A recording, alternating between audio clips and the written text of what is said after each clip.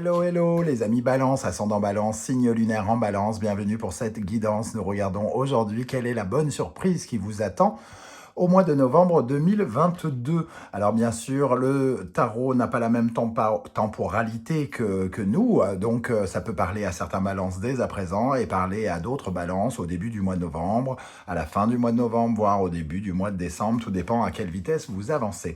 En tout cas, je souhaite la bienvenue à ceux qui découvrent ma chaîne pour la première fois et je souhaite la bienvenue à tous les autres, les réguliers ou moins réguliers.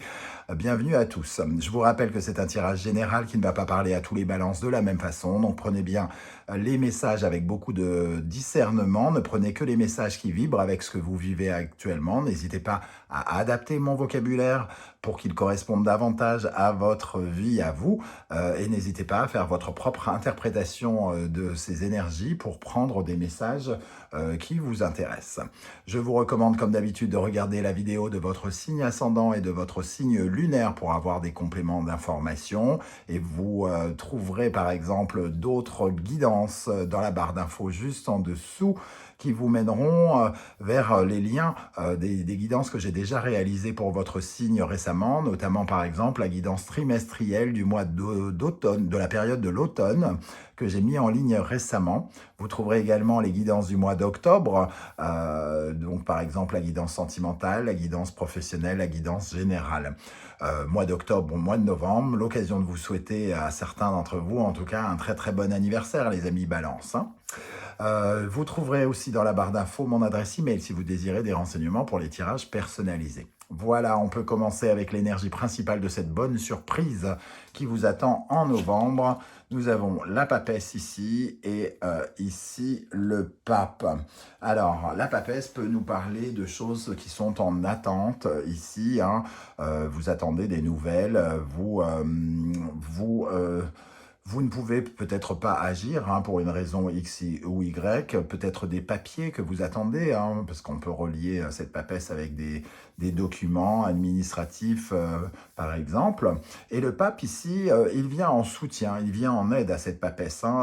Il peut vous apporter son appui, une rectification, et donc il peut trouver des solutions peut-être à cette situation qui est en attente pour vous. Cette papesse et ce pape ont un lien peut-être tout à fait spirituel là aussi, parce qu'on retrouve un couple spirituel, quelqu'un de très réglo ici avec le pape qui peut représenter un spécialiste par exemple, un banquier, un agent immobilier, quelqu'un qui connaît et qui a des choses à vous apprendre. Donc vous pourriez en apprendre sur beaucoup, sur quelque chose qui est ici pour lequel vous êtes en pleine réflexion ou pour lequel vous êtes en attente justement. Donc un lien en tout cas qui fait progresser les choses. Alors soit ça nous parle de sentiments et dans ce cas-là il y a quelque chose de très sincère, très harmonieux entre vous si vous êtes dans une relation par exemple. Si on parle d'un spécialiste ou de quelqu'un que vous ne connaissez pas, vous pouvez ressentir de l'aide, un appui de protection ici pour vous trouver une solution à une problématique. Donc plutôt de bonnes nouvelles qui arrivent vers vous. On va essayer de compléter ces énergies avec l'oracle Le Murmure des Animaux. Nous avons la girafe qui nous parle de paix intérieure et de monde spirituel et le masculin sacré. J'ai l'impression avec ces deux énergies, la girafe c'est celle qui a les pieds au sol et la tête dans les airs, donc qui représente à la fois l'ancrage au sol pour la concrétisation de quelque chose et la tête au ciel proche du divin pour recevoir les messages de l'univers. Donc il y a avec cette girafe une créature, on va dire alignée, qui vous permet à la fois de recevoir les cadeaux du ciel et d'être bien ancré dans le sol, comme ce taureau qui lui est dans l'action, l'affirmation et qui représente véritablement quelque chose de solide, quelque chose de stable, quelque chose de concret. Il vous donne une possibilité d'agir. Alors, le taureau peut nous parler de l'énergie matérielle et financière, par exemple. Donc, vous pourriez recevoir de l'aide pour concrétiser quelque chose ou pour pouvoir à nouveau passer à l'action, bouger et agir. Donc, Cette papesse est en attente. La papesse est une énergie passive, elle ne peut rien faire d'autre que réfléchir, entre guillemets, elle n'agit pas. Et elle reçoit le soutien du pape ici qui lui permet d'affirmer quelque chose, d'agir ou de concrétiser quelque chose dans le monde matériel ou financier, par exemple. Alors, on va regarder avec le grand tétélin. Nous avons l'énergie de la réussite commerciale et du succès, l'espérance et les sages avis, et l'embarras et la lettre. Alors, au centre ici, on sent bien l'espérance et surtout les avis positifs. Donc, le pape, peut-être justement quelqu'un qui vous redonne espoir dans une situation embarrassante, compliquée, ici, avec les énergies qu'on a ici, un peu de conflictuel, de quelque chose qui nous exalte hein, quand même, parce qu'on a cette énergie vraiment forte, puissante. On est un peu embarrassé, mais ici, on sent une énergie de réussite quand même. Hein. On a envie de réussir quelque chose et on a besoin de solutions par rapport à un embarras. Ici, on reçoit des sages avis, peut-être par lettre, par courrier ou par message en tout cas, qui nous donnent peut-être des solutions ou qui nous permettent de surmonter peut-être ces embarras que l'on ressent et qui ne nous permettent pas d'avancer ici. Avec le 73, on a l'énergie de la mort et de la renaissance, donc quand même la possibilité de s'enthousiasmer avec cette énergie très feu de lave ici, de pouvoir enfin bouger et repasser à l'action comme on le voyait avec le taureau. Ici, nous avons une énergie de quelqu'un qui vient vers nous, hein, qui nous demande finalement de regarder peut-être la situation autrement, mais on ressent l'énergie aussi du pape ici qui nous permet d'avoir une réussite, un succès, de surmonter un obstacle, de trouver des solutions peut-être différentes et stimulantes pour remettre la machine en route dans une affaire ou une autre. Quel est l'animal totem qui va vous accompagner? Nous avons la raie. La raie, c'est celle qui doit adapter ses mouvements. Entre guillemets, la raie, c'est un personnage déjà extrêmement paisible. Hein, quelqu'un qui doit apprendre à ne pas attaquer, qui vous invite à ne pas attaquer, à bien recevoir comment dire, les messages et ne pas être dans une énergie négative ou néfaste. La reine ne se défend que quand elle se sent véritablement incapable de résoudre les problèmes autrement. Elle vous invite à une certaine forme de paix intérieure, à vous aligner aussi ici, comme on le voit, à bien prendre conscience de votre pouvoir personnel, du pouvoir de l'invisible également, de votre enracinement. Donc, elle vous offre une certaine forme de sérénité pour agir et elle vous invite à rester calme malgré tout ce qui peut se passer. Donc, il y a quand même ici un pape qui peut être représenté aussi par cette énergie de la raie, c'est-à-dire d'être, non pas que je compare le pape avec la raie, mais quelqu'un de très aligné qui vous invite à la fois à réagir correctement face aux événements et qui vous trouve comment dire, la réponse alignée véritablement à la situation. On va regarder avec le Wandering Tarot. Au centre, nous avons le 4 de bâton qui nous parle effectivement peut-être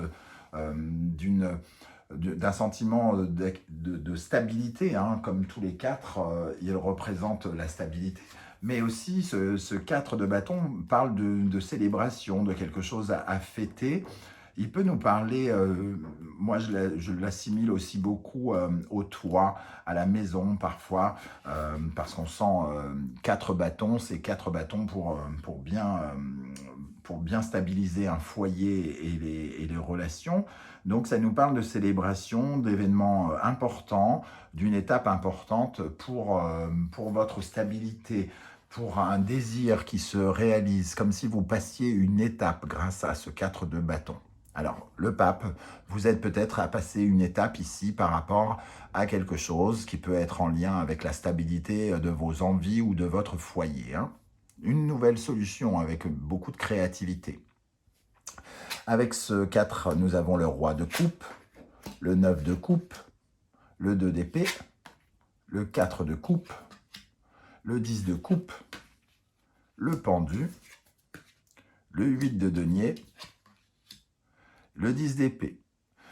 Alors, ici dans vos profondeurs, on sent que quelque chose est bloqué, hein, malgré tous les efforts que vous faites, il y a quelque chose que vous n'arrivez peut-être que vous n'arriviez pas pour lequel vous n'arriviez pas à avancer, hein, la papesse. Quelque chose qui vous rend un peu frustré ou qui a créé de la désillusion ici. On a beaucoup travaillé et finalement, il y a peu de résultats par rapport à ces choses qui nous tiennent à cœur ici. On aimerait pouvoir maîtriser les choses. C'est quelque chose qui nous tient à cœur, pour lequel on s'était peut-être beaucoup investi émotionnellement, mais finalement on ressent une certaine forme de frustration, d'ennui, l'ennui d'être bloqué et alors qu'on voudrait trouver quelque chose d'harmonieux, quelque chose qui nous rééquilibre et qui arrête peut-être de nous inquiéter, hein, semble-t-il, avec ce roi de coupe. Ici, le 4 de bâton, je vous parlais de célébration, et au-dessus, on a comme un vœu qui se réalise avec ce 9 de coupe, quelque chose qui nous fait plaisir et qui recrée de l'optimisme, de la joie, une certaine abondance émotionnelle, quelque chose qui en tout cas respire le bonheur, et un vœu qui se réalise par rapport à quelque chose sur lequel on a profondément travaillé, beaucoup travaillé.